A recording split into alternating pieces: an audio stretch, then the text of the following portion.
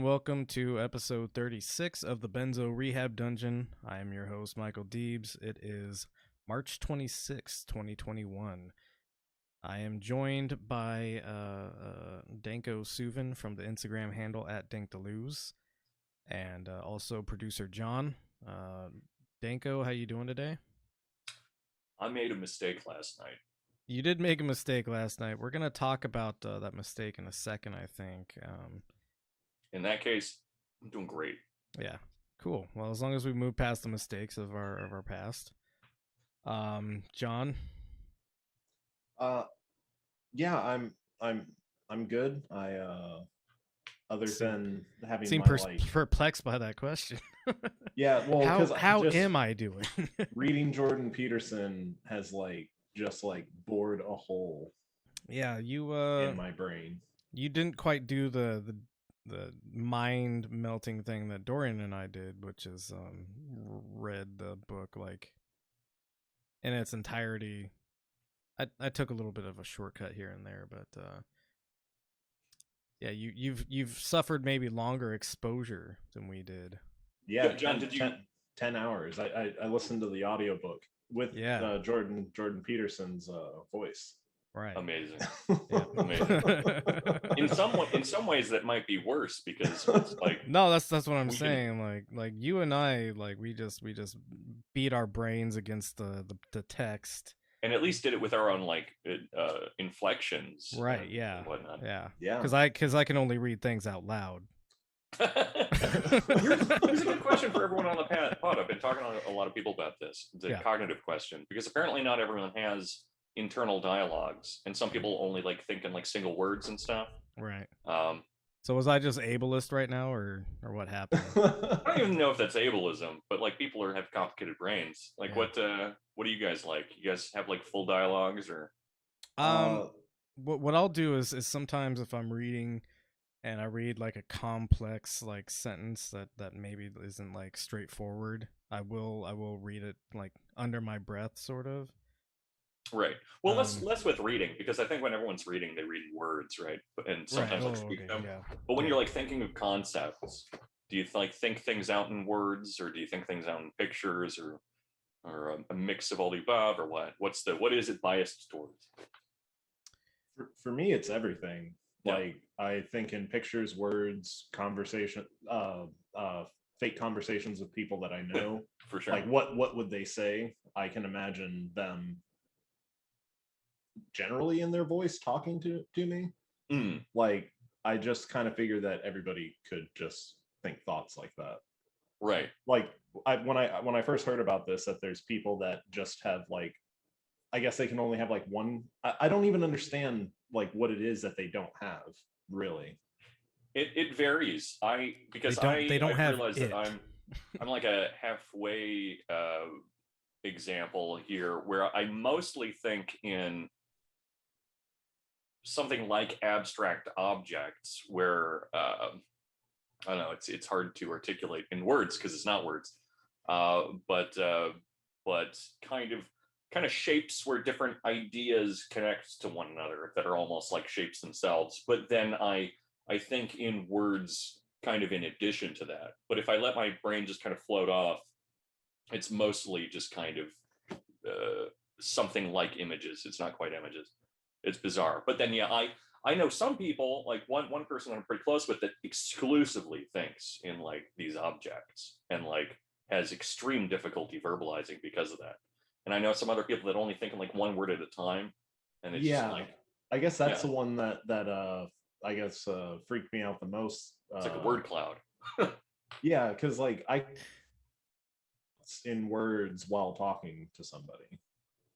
Right. The idea that and I guess I feel like maybe I've met people that might have like frustrated me in the past, that maybe like like people that interrupt to because they have to Right. fucking get something out right now or they will lose it because Yeah. they're either listening Right, to you yeah. or they are asking you this question. That's what I've discovered with partners that I've become compatible with. I mean, ideally, you're compatible with someone who's your partner. That's kind of redundant, but Nah. is that I meet a girl who has like a kind of frustrating way of communicating because she like interjects a lot, because she literally needs to interject because the thought is like there and then it's gone. And so I'm not that way. My thoughts are just like they're stuck, and then they will remain stuck in like a perverse, evil version of ADD, where it's I can't become distracted, but only because I'm always distracted by something. And so they'll interject, and I can allow them to interject because my thought is going to be there when they're done talking. Because I'm just always waiting to talk. I'm never listening to. Hey, speaking of, there seems to be something going on with your mic, Dorian. I'm not sure if it's coming through on Is there? John's side. Oh, Yeah, is it crackling? I can hear it. There's Yeah, like it a is crackling thing. Yeah. I put it on top of my charging phone because I'm Do stupid. not do that. Yeah. That's gonna yeah. electromagnetic interference. That describes perfectly what I was hearing. I did it as an experiment. Oh, that's right. John and I are both radio guys. We know that sound. Makes sense. Yeah. Is it gone now? It is gone now. Thank you. Also. Perfect. I was gonna say, as a left-brained INTJP or INTJ. Be paid. Oh God. I only speak in or I only think in pure logic, and also creative words. So my last little bit about this is that at first I thought this was a stress response kind of thing, and maybe it is, but I discovered in university that when my brain really starts like flowing with a concept and I'm talking in class, but I've realized I do it in workshop and stuff too, and sometimes here, especially when we do like the deeper dives. Sure. As soon as I kind of enter into like a verbal flow, I like kind of brown out a little bit, just because like I guess just what's happening at that point in time is like so many of my cognitive capacities are dedicated to making words out of thoughts and like continuing to stack them, that a lot of my other like cognitive capacities literally just shut off. No, I experience that sometimes too. Whenever I go into rants on this on this show. No, I would say that when I think about things, I do think about more conceptual, less like word based sort of things. And that's why reading theory, I think, has been helpful in helping me like articulate some things. For sure. Because it's hard for me to like take something that I'm just seeing as a concept in my brain and like put it into words when I'm like, the feeling that you get when you like don't know the thing, but you know it's wrong and it's fucked up and right. Yeah.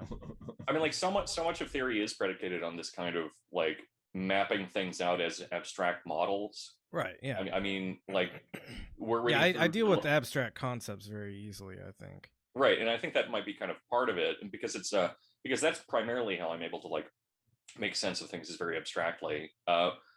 But like Deleuze and Guattari are always talking about like machines and flows and assemblages and stuff like that, and so they're like building these kind of mental objects that aren't quite objects, that work on their own kind of physics. And I think that yeah, and I think that's why I do enjoy reading so far what I have read of both of them. Yeah. Because Dolce and Gabbana, with my like engineering background and stuff like that, for sure makes sense to me. Anyway, yeah. put us So off on a tangent. Let's talk about Jordan B. Peterson. Oh God, it reminds me of last night. It's flashbacks so already. We'll keep this a little bit short. We have maybe some book review items in our brains. But before we talk about his new book, and I guess Dorian's disappeared into the I don't Is even that know. the It looks like Hold a on. top-down view of a panopticon. I'm not sure what the... Actually, it is. That's part of it. Oh, okay. Yeah, Yeah. you're actually holding something up that the camera is reading as a I know. background. There we go. But yeah, that's from Maps of Meaning, and this is one of Jordan Unironically, Peterson's... his best work. Yeah, unironically, it's something. But yeah, you discussed that graph last night or diagram rather, while drinking a copious amount of rum. It was a bottle and a half night. It was a good choice, and I don't regret it now. And I'm wearing this jacket because it's literally cold here in Southern California, not because I'm freezing for any kind of endogenous chemical reasons. Right, of course. It is actually a little bit chilly out. It's a little chilly. We've had a little bit of rain, but coming from Chicago, I think that I think this is my problem, not the weather. It might be. I just feel cold all the time and I'm shaking. So before we dig into the book, this Jordan Peterson's been on the talk show rounds, the circuit, as it were, especially with the intellectual dark web, which Brett Weinstein belongs to. It's such a cringy. Why? Well, why it's because they're word? edgelords. They're edgelords. That's why. Yeah. Because they're trying to act like the things that they're saying are prohibited and not part of like a ruling class structure of ideas that are like clearly established and enforced by the powers that be. Yeah. They're actually counterculture in some way and not actually just representative of all power structures. Yeah, I mean it's exactly the same thing with like Blue Lives Matter guys and the Punisher logo. Absolutely, yeah. Like you don't understand how hard it is to have all these guns and all these legal authorities backing you. So this is Jordan Peterson talking to Brett Weinstein, and he's talking about hospitals and just the high level intellectualism, which we'll point out in a minute, but we'll go ahead and watch this clip. John. Foucauldian kind of I suspect if hospital. Sorry, go on. Yeah, you did the statistics properly, I suspect that medicine, independent of public health, kills more people than it saves. I suspect if you factor in phenomena like the development of superbugs in hospitals, for example, that overall the net consequence of hospitals is negative. Now that's just a guess, and it could easily be wrong, but it also could not be wrong, and that is a good example, or that's where my thinking about what we don't know has taken me with regards to the critique of what we do. The fact that it's even plausible is a stunning. Well, medical error is the third leading cause of death. Yep. And that doesn't take into account the generation of superbugs, for example. The generation of superbugs, or, if you're thinking, then I suspect if you did the statistics properly. Yeah, I don't think anybody was thinking.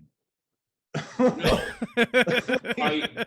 I just checked the numbers, and for like MRSA, and I know there are a few others, but like MRSA is the main like superbug that killed 20,000 people in 2017. So like probably not a leading cause of death. Less than car accidents and gun deaths. and also the idea that medical error is the third leading cause of death.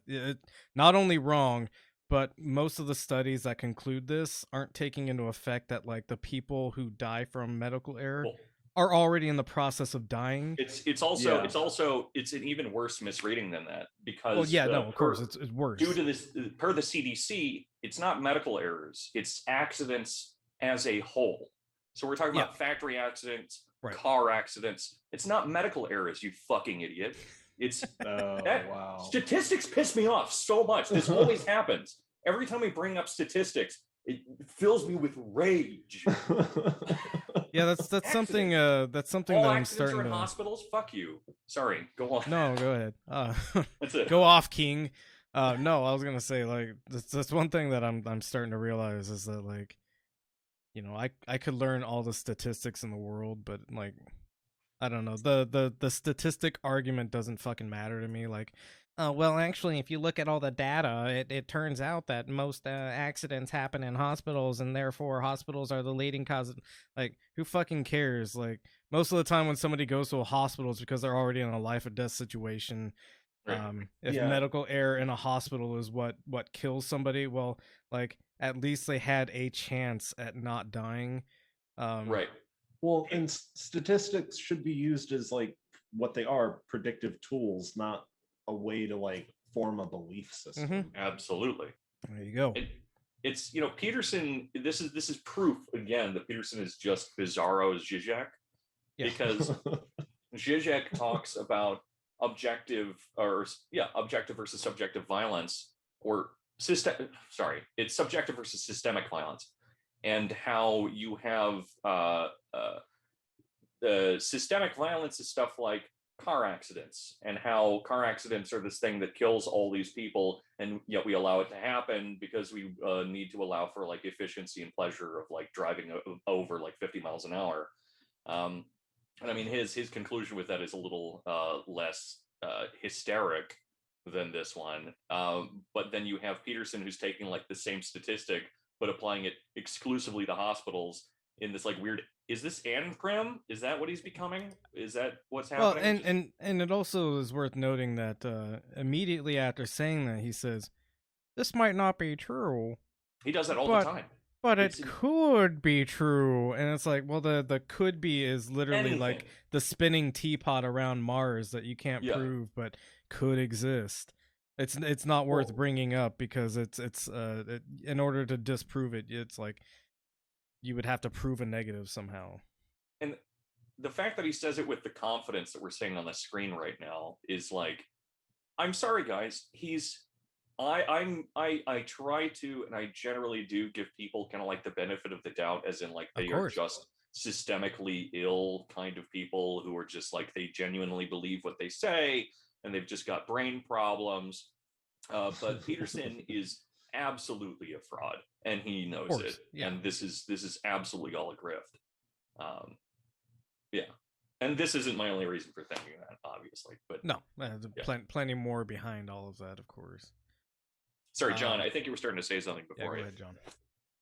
Oh, I think I did lose my train of thought, though. See, this is what happens. This is why I need to be dating someone that's more like that'll interrupt. Are you saying that you and John aren't compatible as mates? He's beautiful, but maybe this like is a weird time to bring that up. Well, on air, in front of now with the wedding coming up, it's gonna be awkward. Yeah, very awkward. So we did our last episode, and John legitimately had tech issues, which is why he couldn't join us. And I legitimately quit, and I'm sorry for that. and yeah, you legitimately quit, and I had to talk to Dr. Peterson alone. Now, by the way, he's here. He's just in the other room. We've been having like an ongoing conversation about what I did and why I'm a bad boy. Very bad boy. Yeah, so I had to talk to Dr. Peterson alone, and I didn't realize how powerful of a character he has, and he may have talked me into agreeing with him on some points that, now that I'm thinking about it, I don't necessarily agree with. Yeah, I listened to it in post, and you definitely say like, "Oh, for sure." Yeah, now I kind of empathize with people like Dave Rubin and Jimmy Dore, who have on like horrible ghoulish characters who are acting in bad faith, and yeah, just let their ideas steamroll them, because now that I've experienced that, and I wasn't doing a bit or anything, I just, when Jordan Peterson's powerful, strong voice hit my ears like that, I could no longer resist it, and I found myself falling victim to his honeyed words, I guess I would say. Absolutely. So yeah, we'll go ahead and be real here for a second, as real as this show can ever be. That was a bit, obviously. We can only be hyper real. Yeah. Yeah. Dorian didn't quit. he was actually the voice of Dr. Peterson the whole time. You guys may not have noticed that. I'm sorry. It's just one of the things that I do. And Oh, it just comes out of me now occasionally. the fourth wall has been completely broken. Sorry. What? Sorry. No. I had to enter in with some kind of Canadian word. Yeah. So would we like I want to to apologize really quickly for something. Oh, go ahead. Which is just that I know that my impressions of Peterson have been lacking his accent, but I didn't think anyone would notice, and I didn't want to make fun of Canadians. But apparently, it turns not out we have a doing the Canadian accent. We have a Canadian following. Yeah, not doing the Canadian accent is actually more offensive or bothersome in some way. Yeah. And I was told that last night during my live stream, in which I made no mistakes except for not doing enough of the accent. So now I've promised that I will include the Canadian accent in my future renditions of Dr. Peterson, and I love you. You know, you really got to think about, like, does the American imperialism know no bounds where you're even Americanizing Canadians? Those innocent Canadians. Those innocent who've never done anything wrong to indigenous people or anything like that. Never. No. So would you like to briefly share some broad thoughts about Jordan Peterson's book, Beyond Order: 12 More Rules for Life? You can say no, and that's a perfectly valid response. Yeah, I mean, that's a huge question, but I would just, I guess, note that it's obviously just a continuation of his previous thought that he's trying to abstract a little bit more, which is funny because it's all part of like a list anyway. Yeah. And so there's no reason that these things should be complications of previous thoughts. But I guess even like the original list of his work was literally him like getting to 10 and being like, okay, how do I rephrase all the things I've already said just to continue this list? An awkward number. Is it 42 or 48 or 42 is his original Quora post. Yeah. So I believe that means that we have 18 more rules coming down the pipeline eventually. Oh, what the fuck? And it just meanders so much. That's the weird thing to me about it is that like I'm used to reading some difficult work that does like, you know, bring in a whole lot of concepts and like and this like build on itself and stuff. But this just I would forget what the rule was like a couple pages in because I'm an idiot he's diverting himself so far from wherever he starts when he's talking about the rule, and you know it's not difficult to read because it's not difficult to read because it's like complicated wording or like words that have like, you know, complicated meanings behind them or anything like that.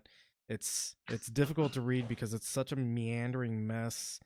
And, you know, he's not talking about very high level concepts. He literally relates Pinocchio to Christ, Iron Man to Christ.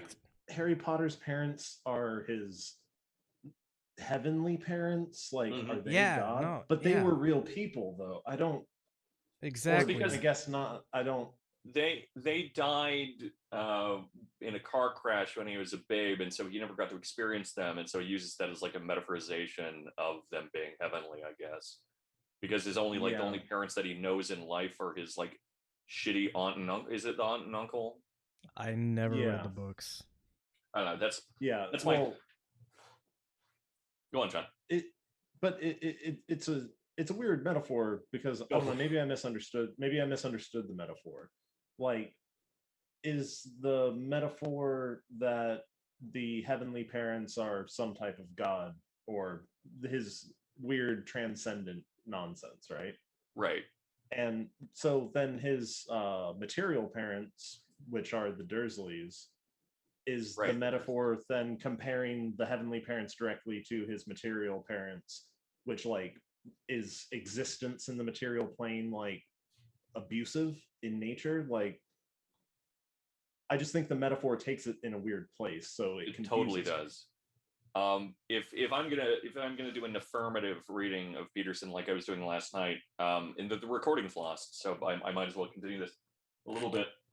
So this fucking graph that he uses, it seems to actually like really well consolidate his thought. It's just that his thought is nonsense to start with.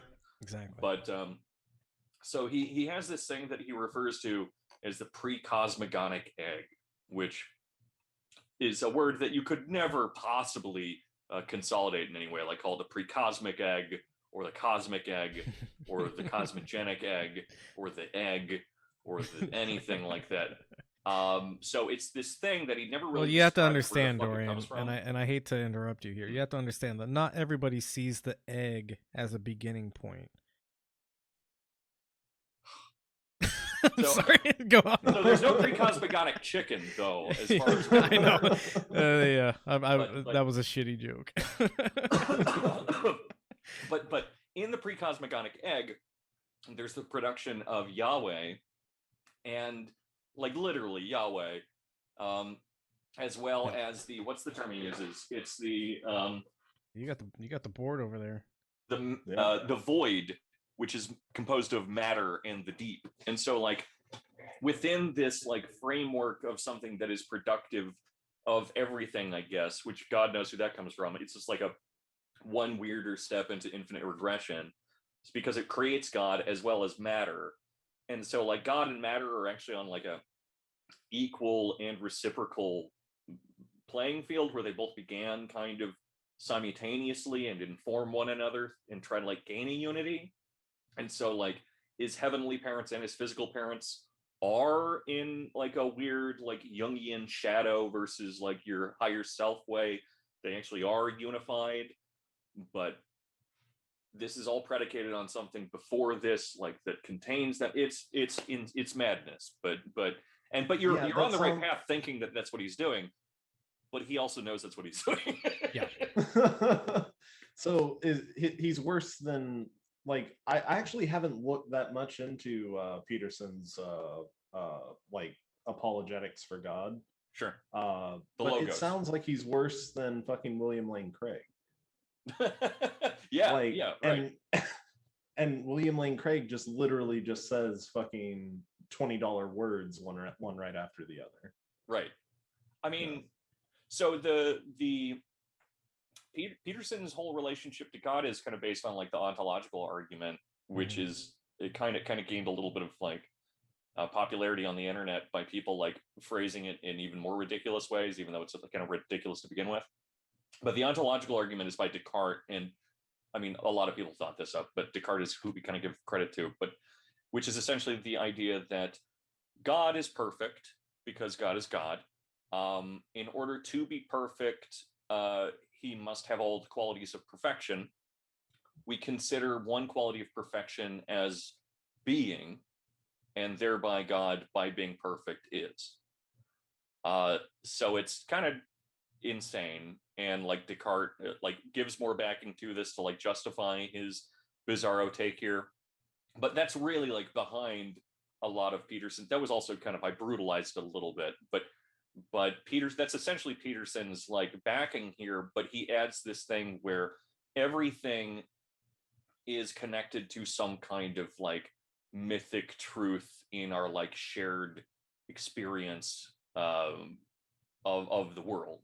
And so by being able to imagine a mythic God, which is part of our like shared consciousness in a Jungian way, we can determine that God exists, but God exists because we've made him exist in our minds. And but he also enters into the loop where he still seems to believe that that's beautiful.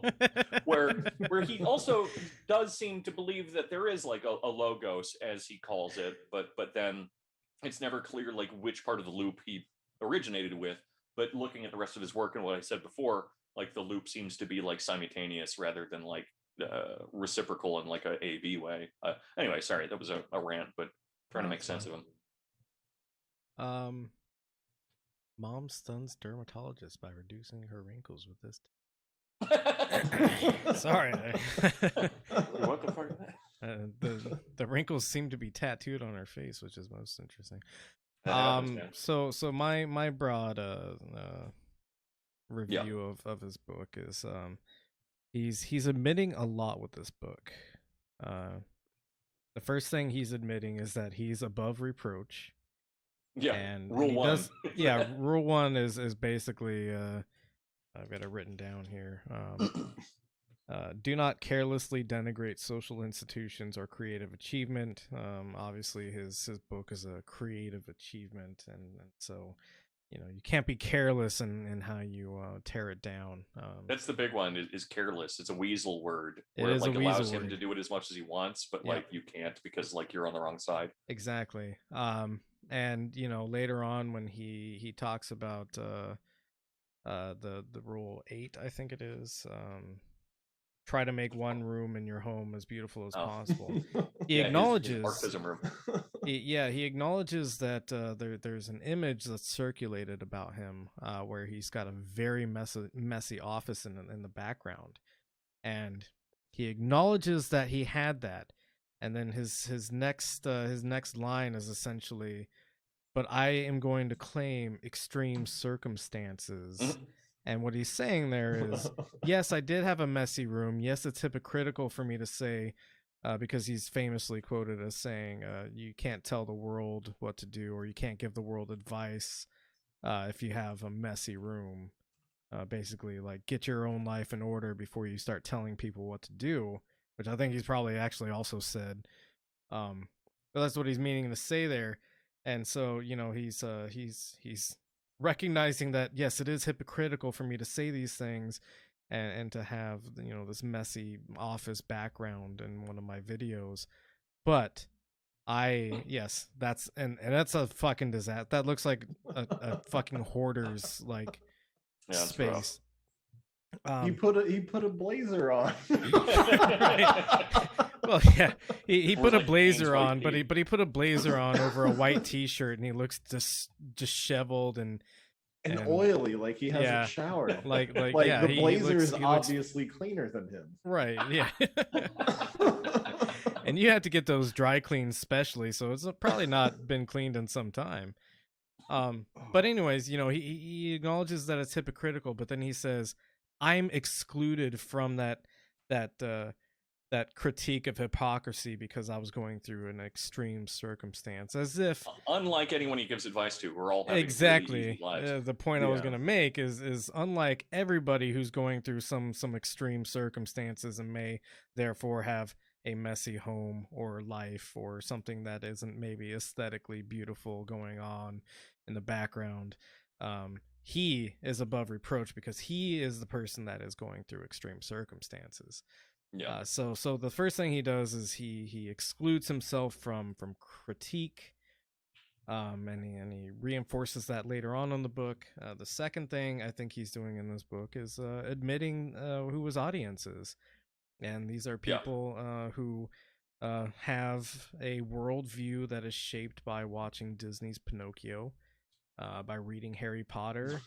By watching Marvel movies. Another thing that it brings up is Tony Stark as a Christ-like figure in the Marvel movies. And what he's admitting there is he is his audience is a bunch of people who have like no firmer grasp on reality than whatever the popular media is feeding them. Right. Well, it's the Christ comparisons are always so bizarre to me for him. Because the thing that makes Christ so easy to compare to anything you want is because Christ fits into like the standard monomythic mold, right? And so like it's a weird like purposeful choice that he compares everything to being Christ, because he could pick any monomythic figure in order to fit into that. What is this? I don't know. John's looking up Mexican artists. Sorry. No, that's fine. You're working. But yeah, so like literally anyone could fit into this mold that he set up, because it's just monomythic figure is like monomythic figure. Yeah. So instead he just plugs in one of them as always being Jesus, and so like everyone is like Jesus, and everyone is referring to Jesus, even though that's like he's more fluid in this model than he's given credit for. Yeah. There's a third major thing that he does, which is continue to reinforce his misogynistic viewpoint. Obviously, a long history of claiming that the feminine is a chaos dragon, et cetera, et cetera. And it's just kind of written into the book all over the place. I'm having a little bit of trouble remembering like a clear example. I mean, one of the things while the you look evil for one, queen is the fucking agent of chaos. yes, right? yeah, that's Yeah. one of the things he brings up. Yeah. But he also he has this bizarre relationship, and this kind of connects to both the last 2 points, to like artists and creative people, which of course I don't take immediate offense to or anything. But one of the interesting parts of the book, I forget which chapter it is. It's one of the it's in the latter half at least. But he talks about how artists need to live in these like disheveled, shitty parts of town, and then as soon as it gentrifies, it's good that it's gentrifying because then it sends them to another shitty part of town because you need to be surrounded by chaos and bullshit and like crime and stuff in order to be creative. But which is probably a great excuse for him living in a shithole or working in a shithole. But you know, he's of course comparing. He's saying that creativity is chaos, and I don't entirely disagree with that. Like he's you know, he's a person that speaks in half truths. Yeah. But so he also is of course always comparing the feminine to the chaotic because it's like it's an open space, and also because he has like such intense like misogyny and thinks of course like women are of course like totally mysterious and we'll never understand them kind of thing. And so he's of course saying that women always need to be in order to be healthy, and probably as like an ontic fact of like being, need to live in some kind of chaos where men will always necessarily live in this kind of order or like be healthiest in that space. Because men Because are he- logical and smart and reasonable. Because the only times that he ever talks about chaos are when we're talking about like emotion away from it, kind of like chaos. Of course you do visit chaos in order to leave it, but it's always talking about how we have to take a boon from the dragon or continue on from the chaos, and it never has to do with like the like validity of, you know, dying or entering into these spaces, unless he's doing his jerk off thing about like how artists always need to live in like, you know, shitholes. But that of course includes women, unless they have like a man ruling their life. Yeah. And maybe the fourth thing that I'll say that this book is broadly doing is a very biased understanding of hierarchy. Impossible. Let's see, rule 5. Yeah. Rule 5, do not do what you hate, starts off with a story about somebody who works for some corporation, and the corporation decides that flip books are no longer an appropriate term.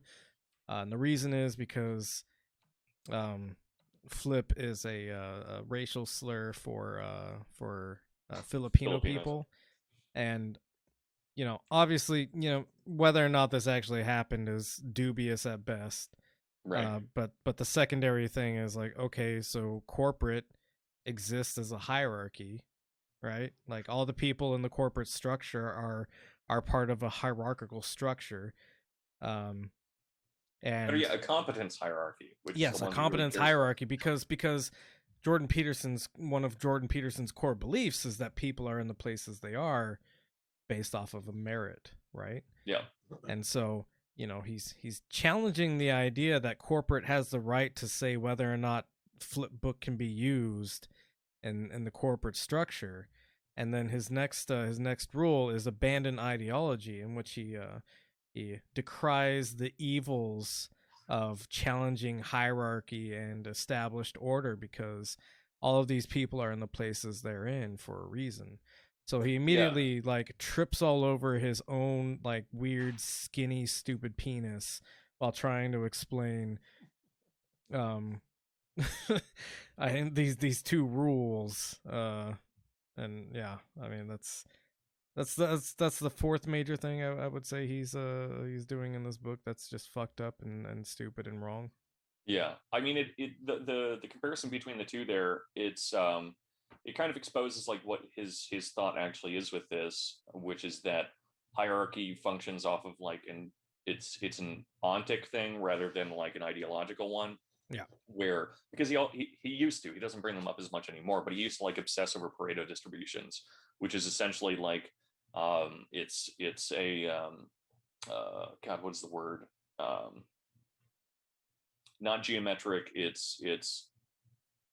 doesn't matter, or arithmetic, but but it essentially means that the higher you go up into a hierarchy, the more consolidated power that there will be, and that the lower you get down into it, the more people are going to be there. And so that any kind of framework is necessarily going to consist of one or two like people up at the top, a very small percentage that own most of the stuff or have most of the competence, that's a weird like way of adding to it, this competency thing. Yeah. And that with each step down, you of course have less and less allotted to them until you get it's essentially just the Bernie Sanders thing of the 1%. Yeah. But he's saying that it's a good thing and that it's just a fact of life that things always work in this way. Well, Jeff Bezos is obviously a superhuman force, and that's why exactly the most wealth, because he's actually just way more competent than you, and he deserves all the wealth and power he has. Right, but he's essentially saying. But this, like, if his corporate structure said that you can't use the term flip book, right, right. But yeah, it's not even so much that he's saying that like it's moral or good that these things are the case. Of course, he does end up saying that in kind of roundabout ways, or at least ethical, if not moral. But he's just saying that this will always be a part of the world, and there's nothing that we can do about it. And I'm sorry, but that's just what it is, and you'll never fix anything. Because if you struggle against it, you're bad, actually. Yeah, because you're disrupting this like natural hierarchy that functions for a reason. Yeah, you're inducing chaos. So that's all I have left on Jordan Peterson's book. John, if you have any some thoughts that you want to share. Yeah, you guys actually covered a lot of the things that I thought were weird about it. So I'll just talk about my experience. I really felt it was like up and down, like back and forth. Like it felt like because I listened to the audiobook, like I was listening to somebody that was bipolar. Because like at first I was like, okay, maybe I'll give him the benefit of the doubt, and he's trying to humanize liberals a little bit in the beginning of the book, but then immediately starts to like demonize like feminism and liberals through his like weird metaphors and stuff like that. For sure. But and I don't know when he arrived to a point at any point in the book or like a conclusion, which to be fair, I'm only at rule 11. Or whatever number it is. I wouldn't hold your breath for any kind of conclusion. Because as we talked about, this is part of a list of or what was originally 42 rules. I think I does the original Quora post actually exist still? I don't know. I kept meaning to look that up and I never got around to it, but yeah, I mean if the Quora list is any indication, we still have 18 more rules, and maybe at the 42nd rule he'll finally reach some kind of conclusion. Yeah, but the problem is like it gets less and less cohesive as time goes. It really becomes more chaotic. It's so bizarre. Yeah, so I decided to actually take a note instead of just like processing, I guess, my like emotions through listening to Jordan Peterson for 10 hours. But one of the things that he started talking about is art, and it just like raised my blood pressure to have like Jordan Peterson tell me and anybody who reads this book what art is. Like the land you know, the land you do not know, and the land you cannot even imagine, which that fucking chapter title. That's so Peterson doesn't think. Go ahead. Oh, I was gonna say that's an old Donald Rumsfeld quote, right? Or it's a shifting of it. Yeah, the known knowns, the known unknowns, and the unknown unknowns, right? He always misses the unknown knowns. He's just important. Yeah. Actually, Jordan Peterson seems like he is susceptible to deepities. Oh, I mean, I think he just completely is trying to become a deepity. No. But so Peterson doesn't think art is political or depicts anything that can be communicated with words. art is only transcendent. If it's not transcendent, then it's just propaganda. And then the thing about like art is chaos, but art is ordering chaos always. Fucking unless it is religious, then it's not. Oh yeah, but it's not political if it's a religious message, of course. Like Right, because if it's religion a and fucking- politics if it's a painting, historically. have never mixed once. But oh yeah, but then he goes back immediately and fucking says, but propaganda can become art when it reaches about 70 years old. Right. And then now the propaganda, like there's substance to it all of a sudden because now it's fucking old. Fucking like those people's fucking feelings of what they're trying to communicate, I guess, were less valid than they are now somehow, I guess, artistically. But it's like this artist, just to prove Jordan Peterson wrong, because this like got my blood pressure up to have Jordan Peterson preach at me about what art is. And it's Vincent Valdez, which is one of my favorite artists. So he did this series of oil paintings of Hispanic men, which you don't see any bindings or a noose, but all these men are based off of models that were hung or are being hung. And like you can see here, like some of them are more obvious, but it's talking about what was basically a genocide here in Texas on the border when Texas was taking border control into its own hands and had concentration camps. I think it was in the early 1900s. Yeah, that's the but formation of like the political. Texas Rangers, right? Well, the Texas Rangers went even further back than that. Like Texas Rangers did like slave catching, but also it's like a whole history. Like there were Texas Rangers, I think, before we joined the U.S. And it was like the feds for Texas, and still is, I guess, technically. Yeah. But this is obviously political, but he's talking, and he goes on to say like, oh, like it's also not art. Like propaganda can't like capture the mind or the imagination or fucking like communicate something. Like I feel like this guy wrote a book about this topic through these paintings, you know? So fuck Jordan Peterson. I don't think Jordan Peterson understands. Well, it's also, you know, interesting that he would say that propaganda, you know, can't be art or whatever, as a guy who collects like Russian propaganda art as like a but all that's his excuse. He's that's what I'm saying. Like it's funny because he puts that this is old. Yeah, he puts that 70-year limit on it, which coincidentally is around the time that all this Soviet propaganda would be circulating. What's the newest piece of art that I have? Yeah, 70 years old. Oh, okay. Well, that's where we'll cap it. 69 years old. Nice. 69. Oh yeah, and about like initial impressions, these paintings are like 8 or 12 feet tall, and I've seen them in person, and like I walked into a room filled with these. Yeah, those are pretty impressively detailed. Yeah, they're like photorealistic when you see them in person. Yeah, and it's all oil painting. But yeah, that's my take. You guys covered pretty much everything else. Cool. Right on.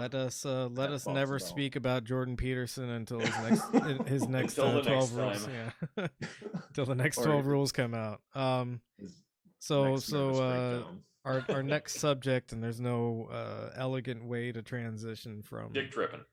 You know what? They're both old weirdos. President Biden had his press conference.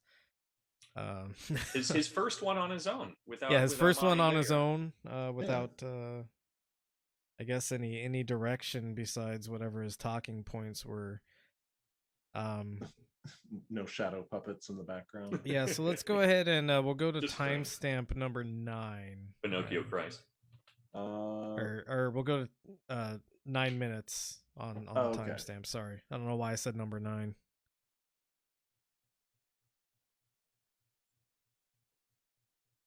Uh-oh. Uh-oh. No. Uh-oh. They've gotta get- Yellow. Talk over the ad, guys. Ad time. Never. Well, never mind. I just think the No, advertisements skip are. ads. Okay. They're There coming we go. because of the circumstances in country. VA loans are arguably What? the most Oh, what'd powerful you mortgage do? product on the market. Here are 5 big Circumstances. I didn't reasons. do anything. One, you Country. In yeah, country. The way to deal with this problem, and I started to deal with it Problem. back when I was United States Senator, Vice President, putting together a bipartisan plan of over $700 million to do with the root causes of why people are leaving. What did Trump Go ahead do? and pause it right there. He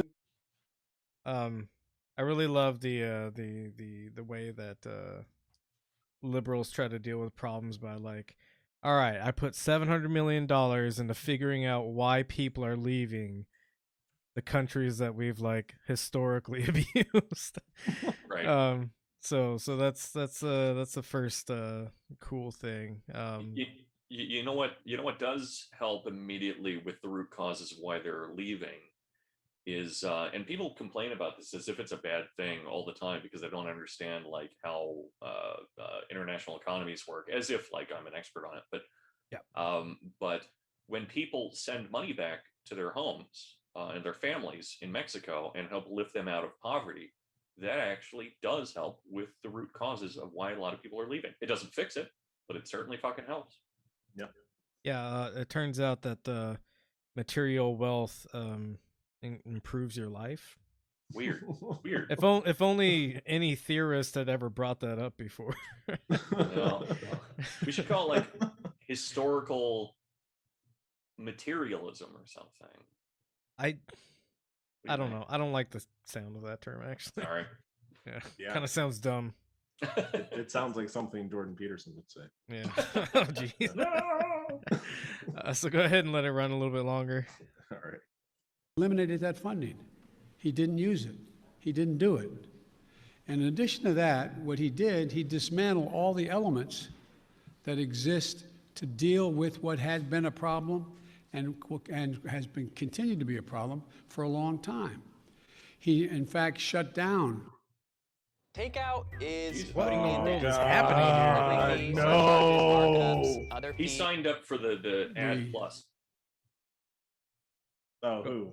Oh, yeah. Got it. The number of beds available. He did not fund HHS to get people, to get the children out of those border patrol facilities where they should not be and not supposed to be more than a few days, a little while.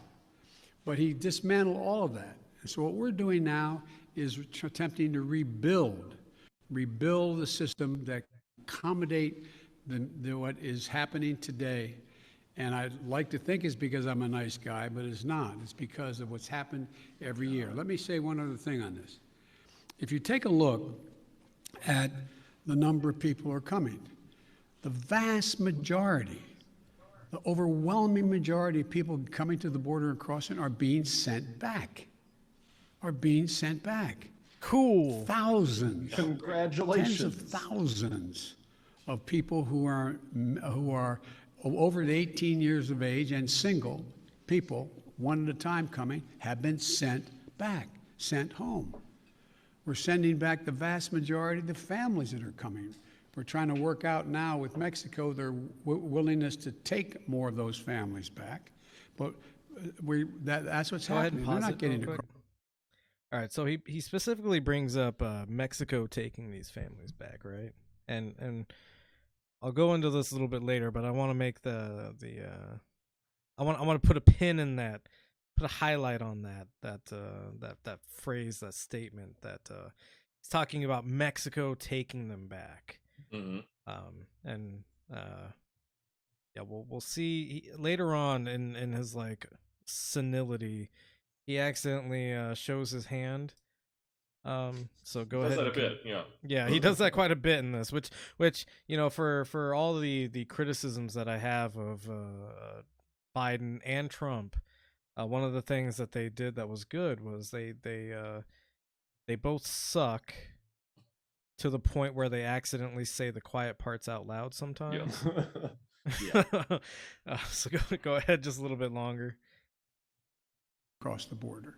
And those who are coming across the border who are unaccompanied children, we're moving rapidly to try to put in place what was dismantled, as I said.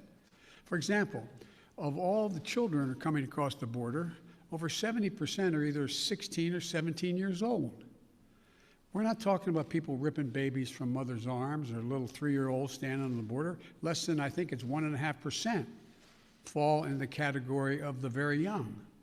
So what we're doing is we're providing for the space, again, to be able to get these kids out of the Border Patrol facilities, which no child, no one should be in any longer than 72 hours. And today, I went to, for example, I used all the resources available to me, went to the Defense Department, and the Secretary of Defense has just made available Fort Bliss, 5,000 beds, be immediately available, 5,000 beds in the Texas border. So we're building back up the capacity that should have been maintained and built upon. All right, you can go ahead and pause that it. Trump dismantled. So, you know, he is making some good points here, in that, you know, there does need to be some kind of, True. as much as I hate to say it, there does need to be a process where these kids are taken in, and, you know, they're Yeah, they should have beds. yeah, they should have beds. They should be given some kind of lodgings. You know, he talks about how most of these unaccompanied minors are not little babies, but they're, you know, 15, 16, 17 years old. The reason that a parent would send somebody of that age away from their country to America is because they're old enough to know, hey, I've got an aunt or uncle in such and such state. I know their contact information. At some point, I forget where it is in the video, I didn't make note of this, but he says that a lot of these kids come with little armbands on, and the armbands have a number, and the, you know, note like, hey, this is my aunt or this is my uncle that lives in America. So the concept that these kids need to stay in these camps is kind of like disingenuous, because you could probably just call that number, and he does, to his credit, talk about how, you know, they're setting up systems for, you know, calling these people and figuring out, and there are some necessary, you know, security measures that need to be taken, like identifying that they are actually a relative and stuff like that. I mean, he was more ambiguous about it per my memory. Maybe that's off, but he doesn't say where these family members are that have the phone numbers attached. And my reading of it when he was speaking is that these are families back home that they can be sent back to. It might be one or the other, but does he say straight out? Yeah, I actually watched this twice. Okay. Just to get like a good feel for what was going on. And he is talking about these numbers that these kids come attached with are family members that reside in the US. Okay. But yeah, the other really, maybe we're going to get to this, but there's so much. I mean, the first, like, I don't know, third to half of this is about the border. Yeah. But one of the things that he says that just drove me insane was that the only people that we're going to allow to suffer and that we're going to turn away are adults. Yep. Those are the only people we're gonna do something fucked up. These are single people. They're not with families. And then he says the vast majority of families are being turned away too. So that's only refugees that we send away. Yeah, it's only refugees that we're turning away at the border, guys. It's not little babies. It's these are full grown adults that we're turning away. Is this Biden reaching across the aisle? Yeah, that's all he does. Yeah. He's reaching across the border to put people in Mexico. So go ahead and go to 1327 is the next timestamp. Close enough. And that is, what about dealing with families? Why are not friends would walk up to me and just be like, "What's going on? It's in your mug." And I would just tell them, "This mug." Some not going back because Mexico is refusing to take them back. They're saying they won't take them back, not all of them. We're in negotiations with the president of Mexico. I think we're going to see that change. They should all be going back. All be going back. So the only progressive. people we're not going to let sitting there on the other side of the Rio Grande by themselves with no help are children. And what we're doing there, and it's an important just point full to families, understand. not children. I know you alone. understand. The only people we're going to allow to stand there without help. The only people we're going to allow to stand there without Acknowledging that, yes, and this is why, it's great that he's so senile, because somebody who's on top of their game wouldn't have said any of those words. Right. Yeah. Probably. So yeah, again, it's like he's misreading the room. It's like, right. it's like he thinks like they want to hear him say that he will I'm killing with this mercilessly material. deport all the foreigners or something. Right. Stop calling me a nice guy. I'm not a nice guy. Stop trying to help me. Stop trying to help me. Go ahead and go to 1721. He's talking about the filibuster here. And I think it really just needs to, like, I know that this is maybe ableist or whatever, but this is clearly a person who doesn't have their brain altogether anymore. And this is a clear indication of that. So 1720, if you want to go ahead. But here's the deal. As you observed, I'm a fairly practical guy. I want to get things done. I want to get them done. Go ahead and pause real quick. Consistent with what we promised. So, sorry, did I mention he's talking about the filibuster here? Yeah. Okay, I did. Okay, sorry. Go ahead. Man, he looks like he is shitting his pants.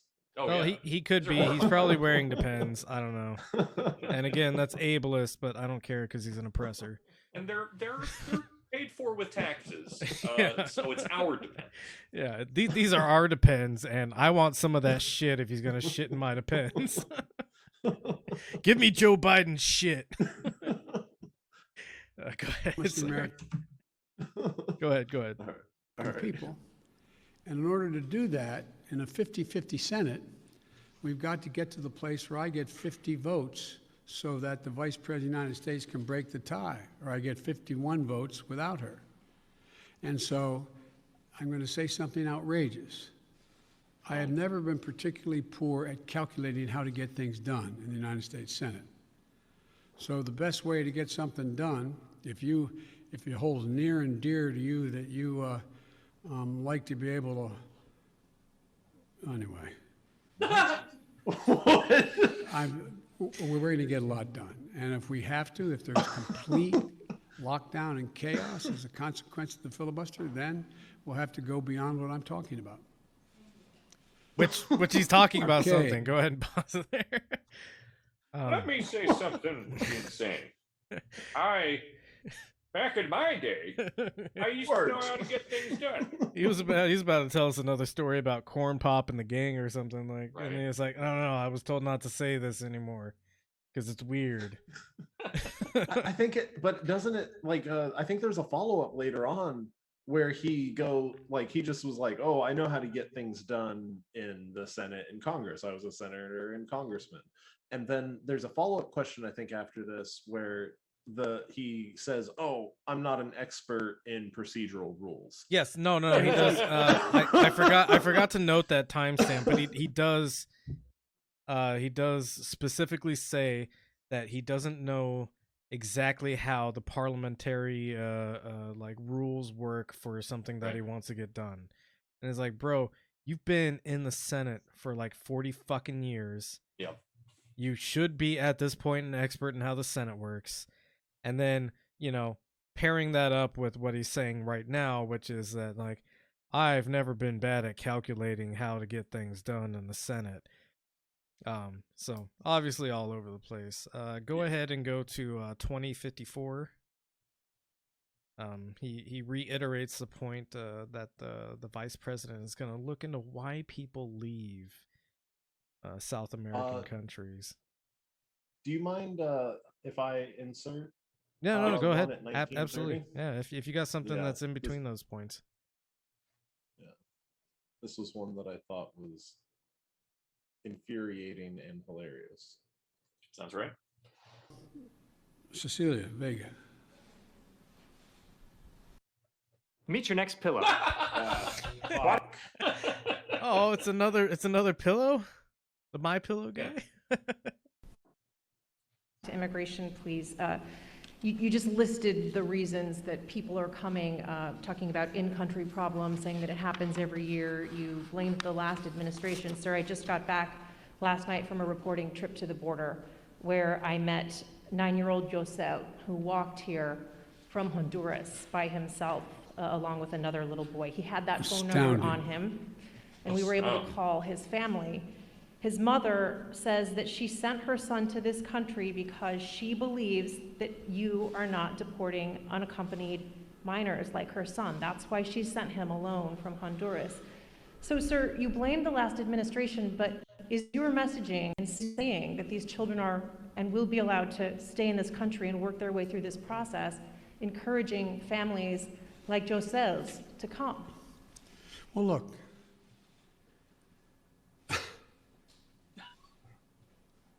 The idea that I'm going to say. So real quick, I was watching this at 1/2 time, and so now this, like, all the senility of his responses are like hitting me real hard. No, you're saying Like, that you were watching it at 1.5 speed, not 1/2. Yeah, yeah. Right. Okay. Oh, sorry, 1.5 speed. Yeah. I was like, damn. I want you guys to hear this. Yeah, no, he wanted to belabor every one of Biden's points by halftime. I mean, to take notes, sometimes I've watched things at like 0.75 or something. So like, all right, go ahead. I was actually speeding it up. Like here, Right. Which I would never he do. he sounds like a If an unaccompanied coherent child person. ends up at the border, we're just going to let him starve to death and stay on the other side. No previous administration did that either, except Trump. I'm not going to do it. I'm not going to do it. That's why I've asked the Vice President of the United States yesterday to be the lead person on dealing with, focusing on the fundamental reasons why. Texas area homeowners. If you have a why partner like Texas this area inside, homeowners? Blah blah blah. All right, so what I'm gonna do is I'm gonna set up a Benzo. Well, actually, there is a Benzo Rehab YouTube, and I'm just gonna get the. You're gonna soak up the $10 a month. Yeah. Yeah. Yeah, I need another subscription for cool. this project. Like, I need a hole in the head, but might as well. We gotta have a serious broadcast here. But yeah, when you speed him up like that, he seems like a much more normal person. Right. Yeah, I could believe that he's 68. A little bit on the Ben Shapiro side of things, but much more Yeah, a little bit. much more aware and capable than the actuality. Yeah, it makes him seem a bit more manic and less tired. Right. In the first place. It's because of earthquakes, floods. It's because of lack of food. It's because of gang violence. It's because of a whole range of things. So go ahead and when I was- pause it right there. The reason that people are leaving South America is not because of earthquakes and floods. Those happen all over the world. They happen in America, and nobody's leaving America because of earthquakes and floods. The reason that people are leaving Southern American countries is because we've destabilized them to the point where they're mostly in uninhabitable to regular people who don't want to live a life of like brutal murder and crime. Right. So the idea that he's positing here that these people are leaving their countries because of earthquakes and floods is dishonest at the very least. Yeah. Oh yeah. Well, and it's evasive because it's like, I mean, like everybody at this point should know that South America and Central America are the way that they are because of the United States. For sure. Like, well, ones that are, I mean maybe this, not every single country, but lots of the problems that are going on in Central and South America are directly results of American interventionism. And organizations like the CIA admit as much at this point. We did fuck up Guatemala, which we'll talk about in a little bit. Right. Because he fucks up and shows his hand. Yeah, it's really funny how obsessed these people are with like if we end up leaving, Afghanistan entirely, then we're going to destabilize the whole region while we're purposefully destabilizing South America. Yeah, exactly. And that actually rolls nicely into so what we just watched was the timestamp that I was going to give you before you said that you had something between them. So we'll go to 2513. 2513. 2025.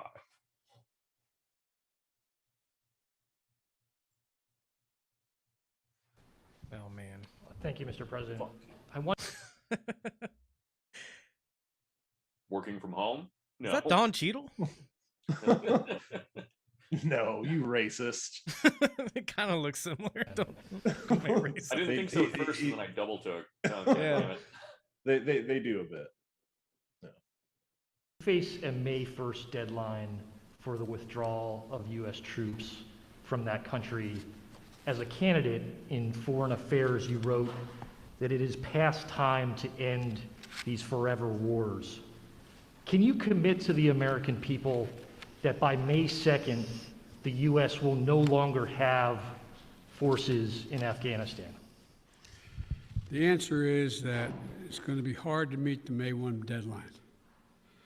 Just in terms of tactical reasons, it's hard to get those troops out. He's out of breath. So what we've been doing, what I've been doing, and what Secretary Blinken has been doing, we've been meeting with our allies, those other nations that have NATO allies who have troops in Afghanistan as well.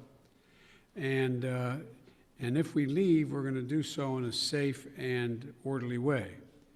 We're in consultation, I say, with our allies and partners and how to proceed. And Secretary Blinken is meeting in Brussels this week with our NATO allies, particularly those who have forces there. And General Austin is just met with Kayani, and I'm waiting for the briefing on that. He is actually let it run just a little bit longer. Leader, quote, in Afghanistan and Kabul. And there's a UN-led process that's beginning shortly on how to mechanically get people, how to end this war. But it is not my intention to stay there for a long time.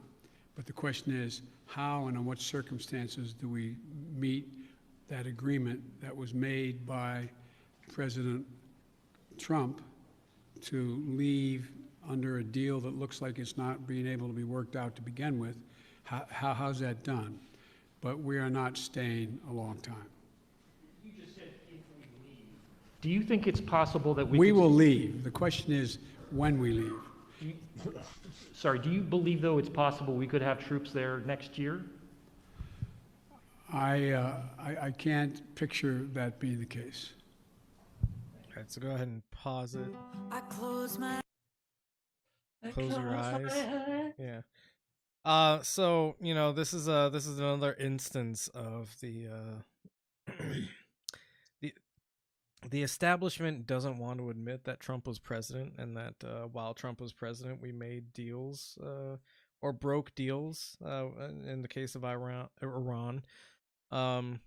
And basically, they don't want to admit that America made deals during this period of time that we now have to keep, right? Like, it's very dishonest that America made a deal, and now the new administration is saying, oh well, we can't keep to that timeline because of all these problems that we have. Yeah. It's like, no, we made a deal as a country.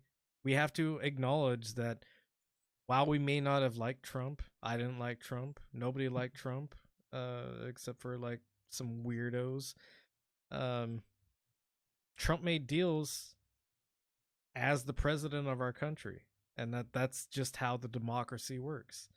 Yeah. And for those 4 years, he was our president, and any deals not my president. Any deals that we made or broke as a country underneath Donald Trump have to be maintained in order for us to be honest as a country. Yep. And so for Biden to say, oh, okay, yeah, well, those deals are made under the previous administration. We all know how that guy was, right? Like, well, yeah, no, that this is the imperative that you have if you want to run an honest country. And obviously he doesn't want to run an honest country, so he's not going to play by the rules that were set in agreements during Trump's presidency. And as far as the mechanical means of how you get people out of a country work, John, when we were in Afghanistan in 2011, 2012, weren't we breaking everything down because we were supposed to leave the country at that point? Oh yeah. Yeah, that was like one of our major things was packing up all of our equipment and reducing our footprint in Afghanistan, because we were under the impression, the entire military was under the impression that we were going to leave the country pretty soon. Yeah, we had an 80% cut down. Yep. And we got it done in easily within, we were ready well beforehand. I don't think we were ever behind schedule. Nope. Yeah, in fact, I think we're waiting on fucking supply to fucking come get our shit. It doesn't. It's the military. We get in and out of places immediately. Yeah. Fucking and especially Vietnam, an expeditionary force like the Marine Corps is set up to get in and out of places quickly. Yeah. And then in the event that we can't move all of our equipment out, do we not have protocols in order to destroy that equipment so it can't be reappropriated? Oh yeah, we'll just burn everything down. You just set some incendiary grenades on all the equipment you can't leave with, and it's done. Yeah. End of story. And you get, if personnel movement is the issue, then you send a couple of choppers and you're out.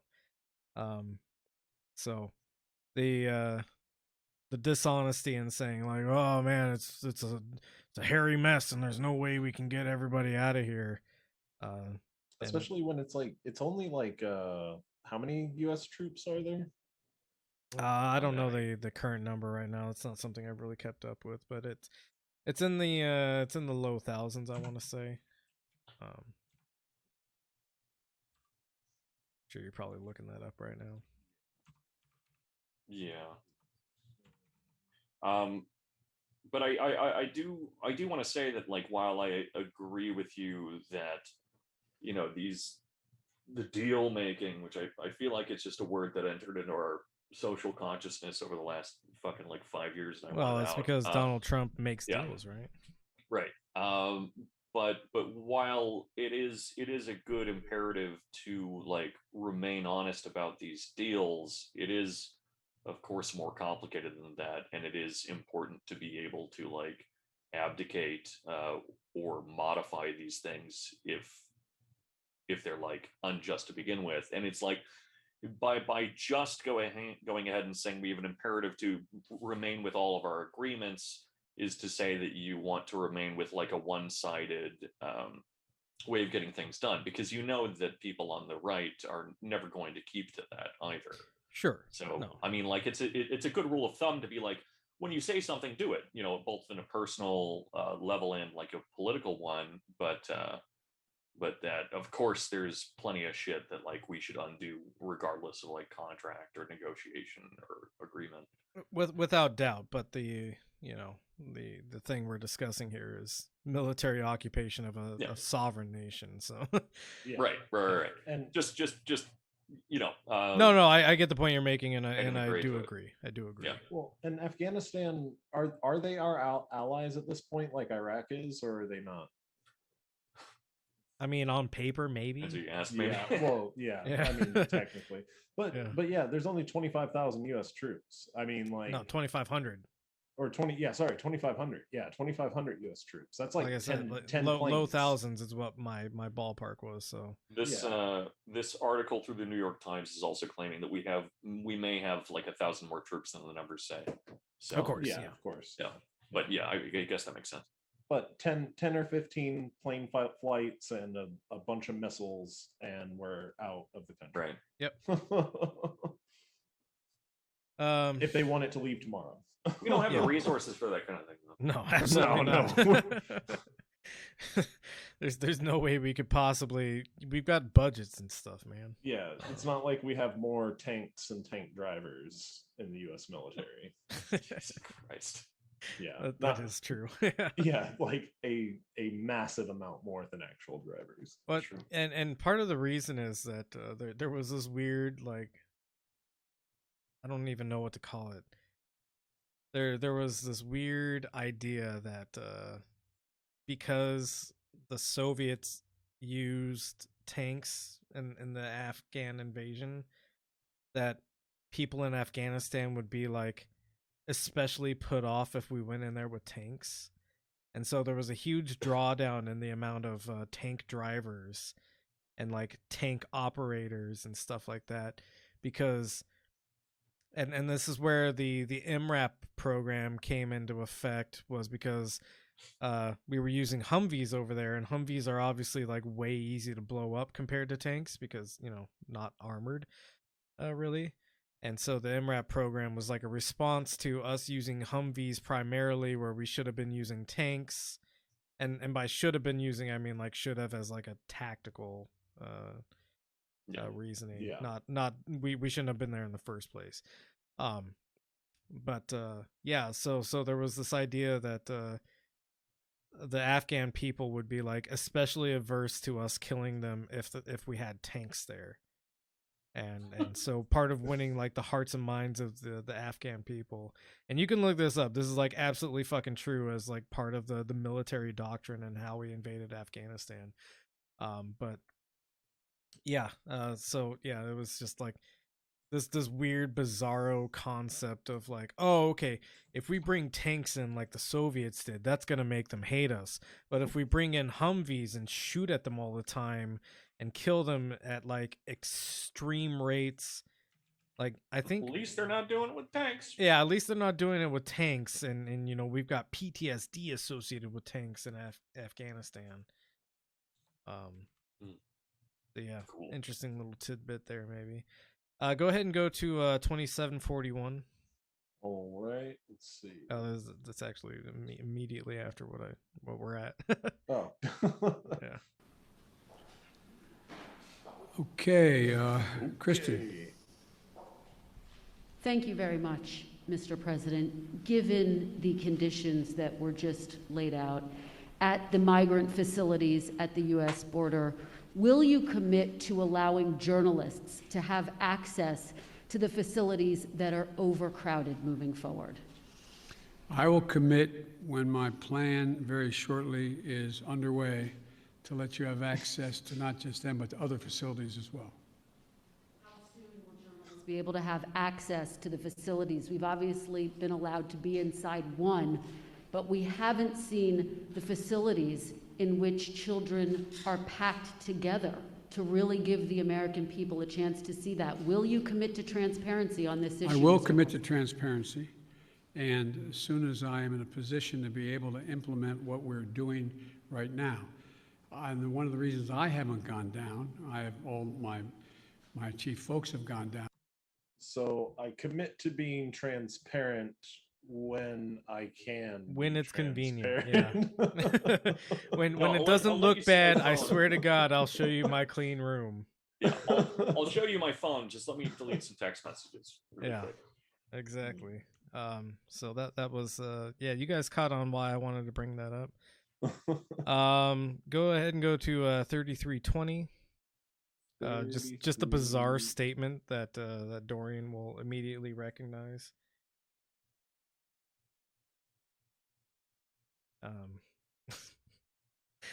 It's about birds. Oh Yeah. God. Voters.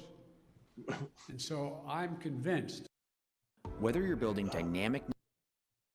This is Graph the algorithm. shame of ads. We'll be able to stop this because it is the most pernicious thing. This makes Jim Crow look like Jim Eagle. I mean, this is gigantic. You can tell he like thought that through beforehand And too. it Like he had cannot that be loaded. sustained. Like I'll do what everything the in my power. fuck? Like, how do people not see that this guy speaks maybe a hair better than Donald Trump? The hair is Like- generous and some. Yeah, like that's as generous as I can be. That like he has a few more coherent sentences in an hour-long fucking speech, right, than Donald Trump does. Yeah, Jim and so Eagle. what he's talking about here is the voter suppression. Yeah, the voter rules that- suppression that's happening in places like Georgia, where they're, no longer going to allow people to hand out water bottles and voter lines. Voting is going to be like restricted a bunch. Absentee ballots, except in like the most extreme cases, won't be allowed anymore, etc., etc. I honestly don't know what this makes Jim Crow look like Jim Eagle means. Like, is he saying that this is Jim Eagle, and we used to have Jim Crow, or is he saying Jim Eagle is the old rule and this is now the new Jim Crow? Yeah, I don't he's saying fucking this is know. the new Jim Crow, and it makes the old one seem real patriotic and cool and decent. I This, guess. by I don't know. comparison, I feel like this Yeah. is actually not as bad as Jim Crow was. yeah, that's on that's an what makes it objective so sense. bizarre. Yeah. Yeah. Like when we used to not treat black people as equals at all, might have been worse than like just trying to suppress their vote. I don't know. Yeah. Well, that Yeah. and the eagle's our national bird. It's generally considered something positive. Like it's almost Yeah, like he's and saying it's not great. like well, Biden is actually a revolutionary figure who was challenging the status of the eagle in American culture. So woke. Yeah, Such a leftist. super woke. Go ahead and go to 3410, which is just. Man, we're really covering this whole thing. Yeah, no. After this, it's gonna skip like 10-minute blocks. I've only got two more clips from this that I really want to hit on. Oh God, I miss it. Have you? No, the answer is yes. My plan is to run for re-election. That's my expectation. And then on one other note, on bipartisanship, your old friend Mitch McConnell says you have only spoken. We don't care about Mitch McConnell. Biden is apparently his expectation is to run again in 2024. At which point in time he'll be 37,000 years old. Yeah, he'll be in actual years 82 on November 20th, 2024. I looked up his birthday for this one. Shit. Imagine having someone like pressing 90 when they're like leaving office. And by the time he leaves office, he'll be 85, 86. 86, yeah. So that's cool. It's got to be what having a monarch feels like.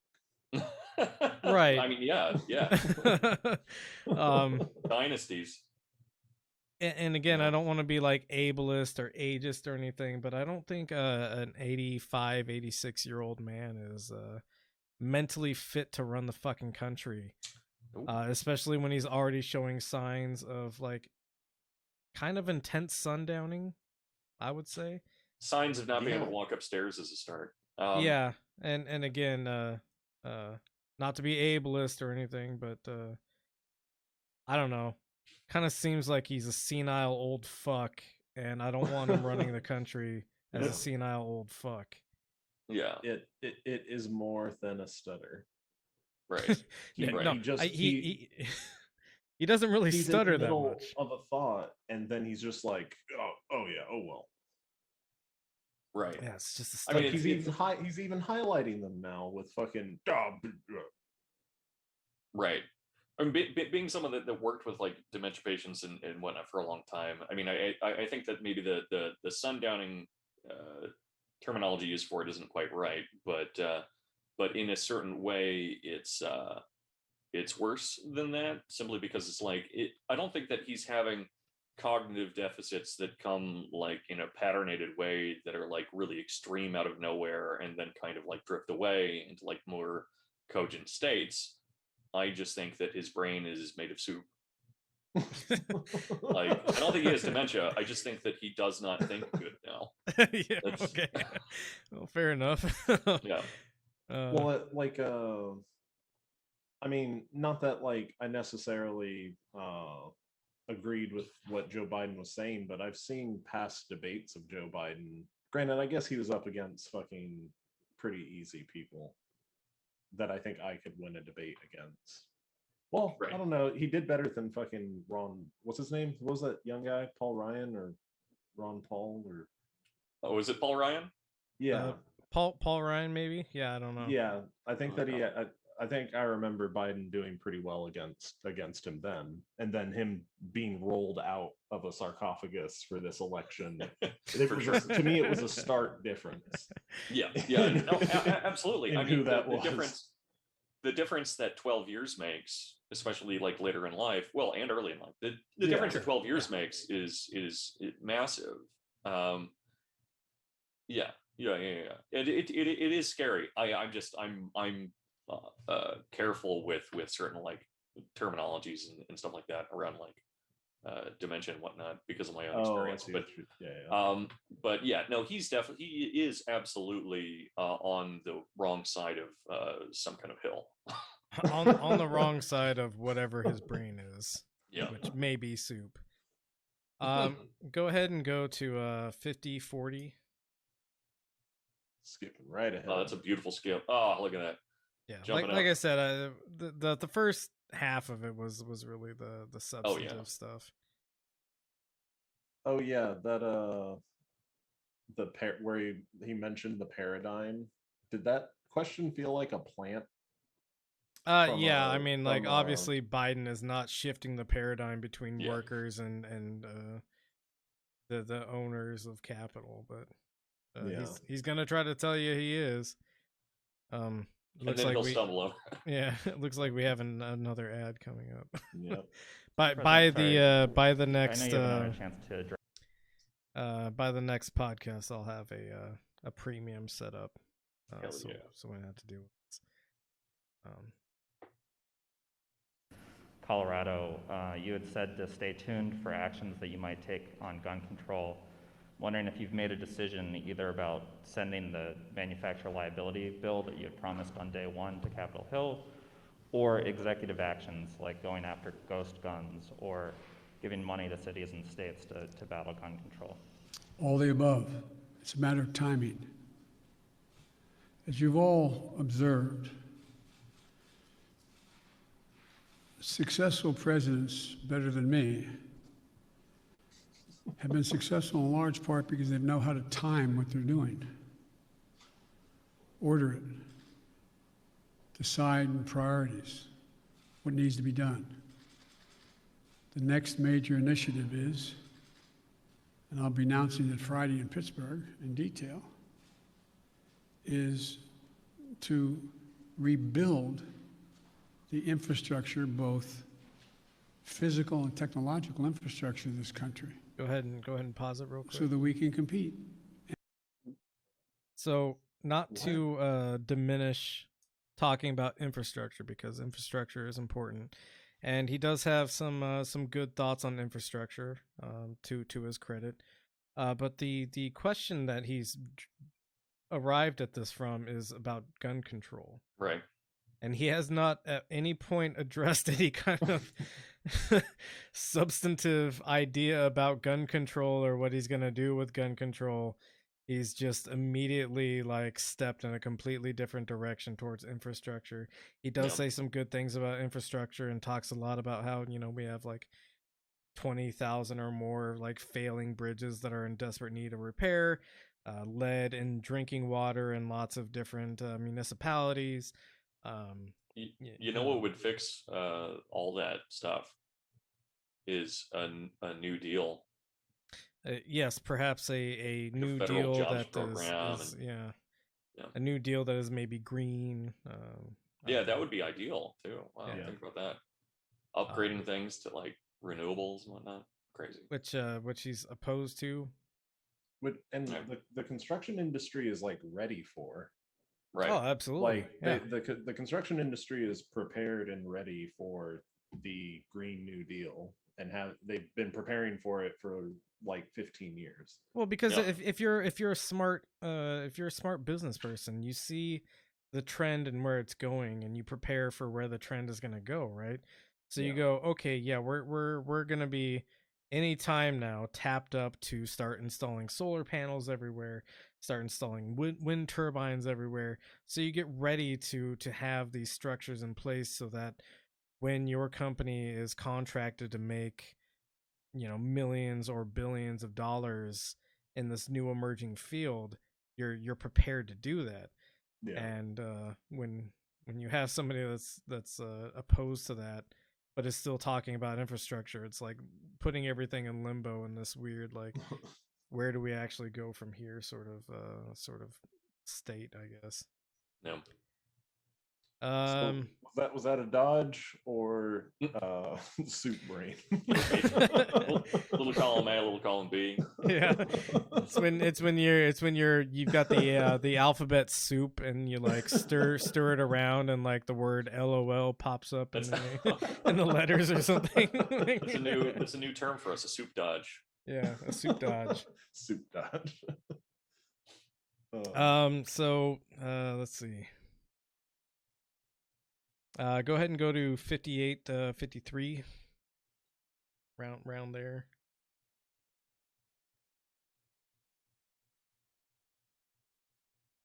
$58, $53? Yeah. 58, 50 is fine, yeah. Safely as possible. Well, no, treating the root causes in life. I was. Oh my. That guy's head is unfortunately shaved. Yes. Change things overnight. How do you realistically and physically keep these families from coming to the U.S. when things will not get better in their countries right away? Well, I can't guarantee that, but I know, that old thing, the journey of 1,000 miles starts with the first step. You know as well as I do. You cover it.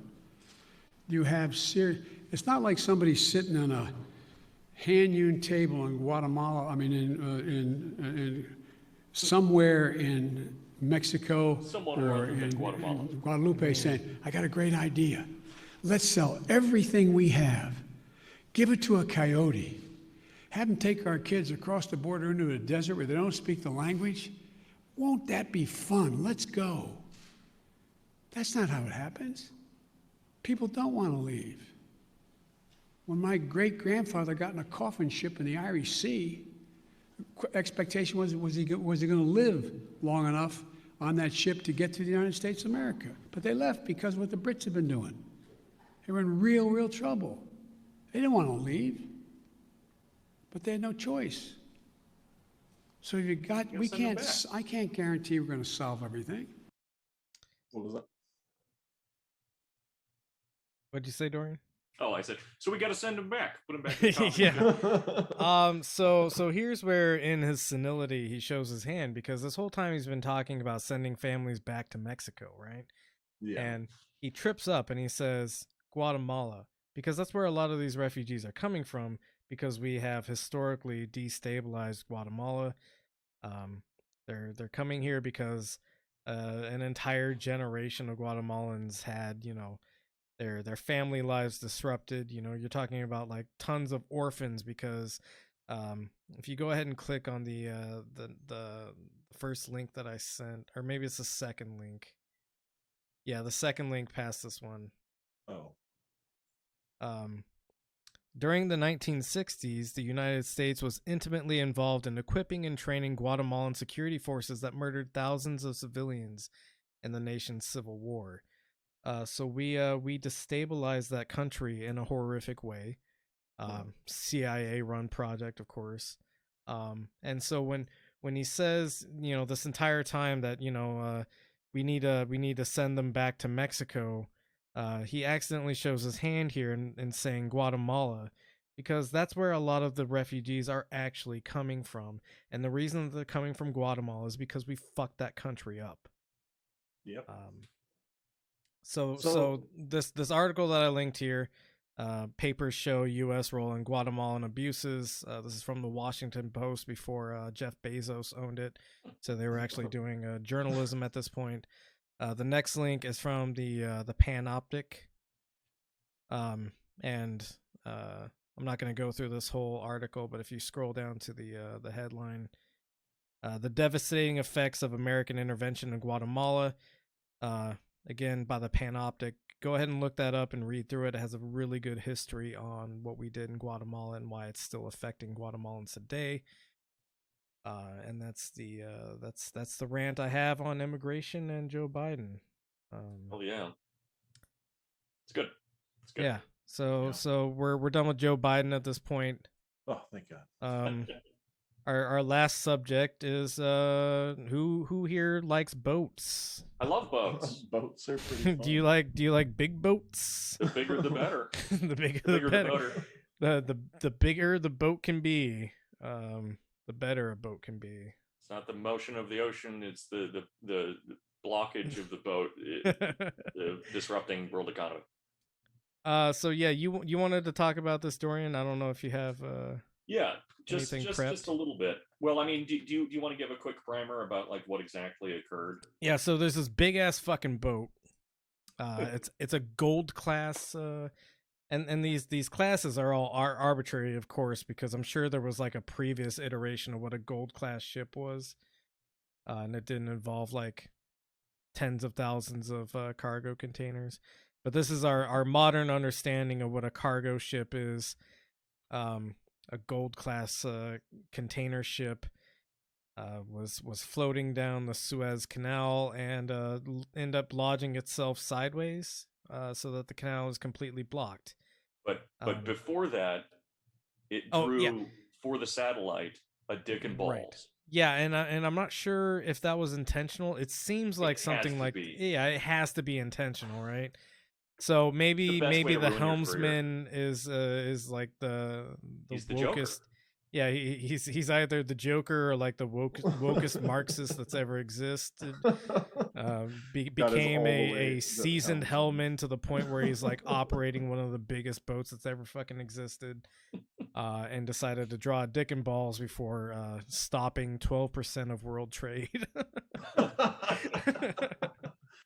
Which is beautiful, and as much as this is going to hurt like the pocketbook, because we will pay for this.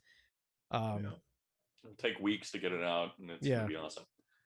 But the what I wanted to bring up is that psychoanalysis. I'm doing this again. Yeah. So in psychoanalysis, of course, one of the very important concepts is the phallus. Yep. And the phallus is something that that Lacan takes up after Freud and explains that it's not necessarily a penis, but it's also a penis. It's definitely always a penis.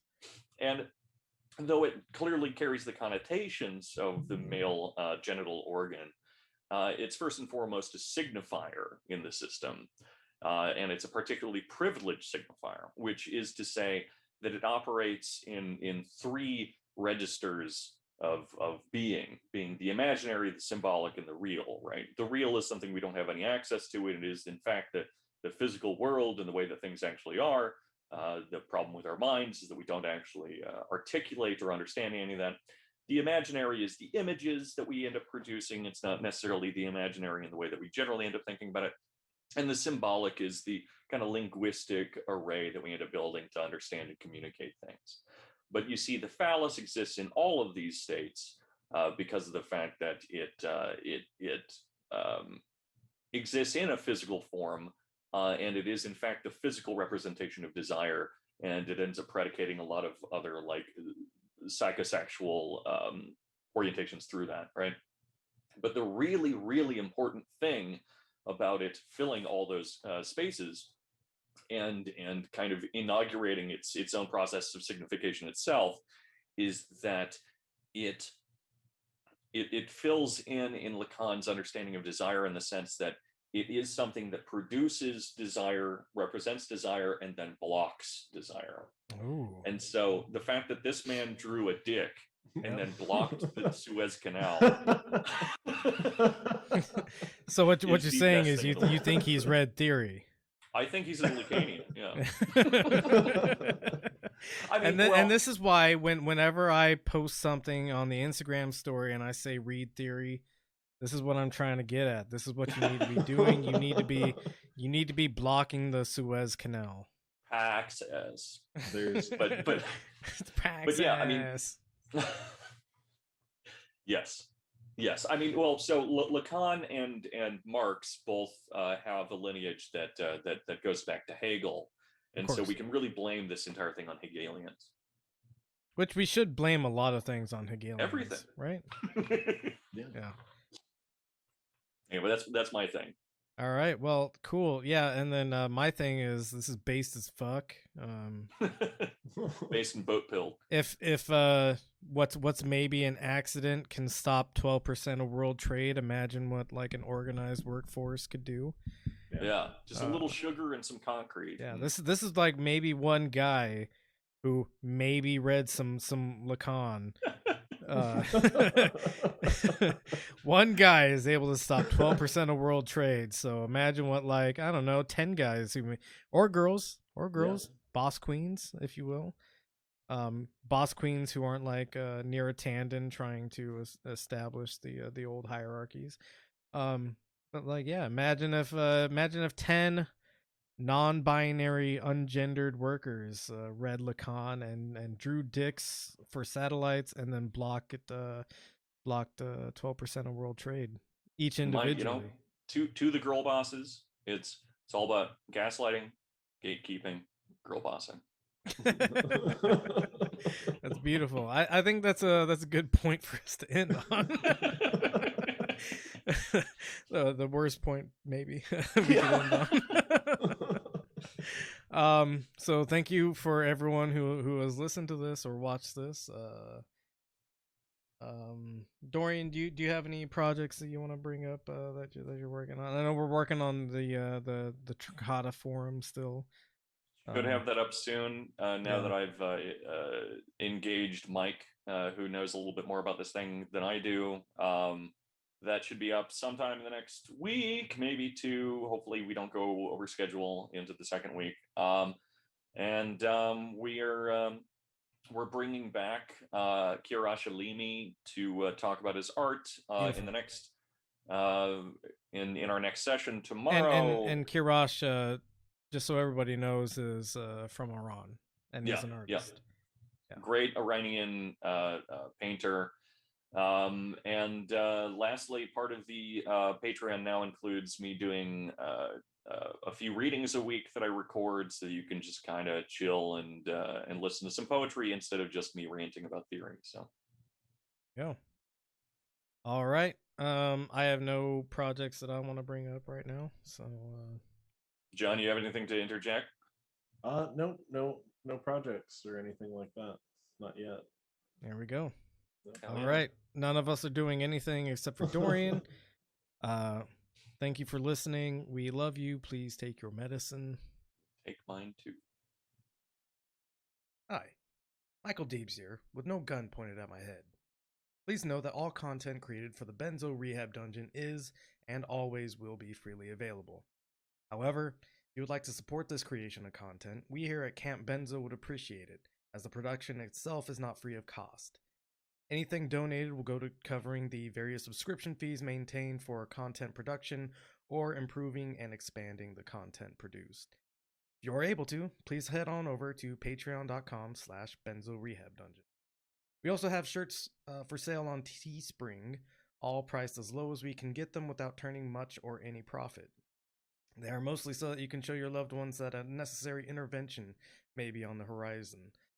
Links to the merchandise storefront and our various social media profiles can be found on our link tree, which is the word linktr.ee/BenzoRehabDungeon. As always, we love you. Please take your medicine.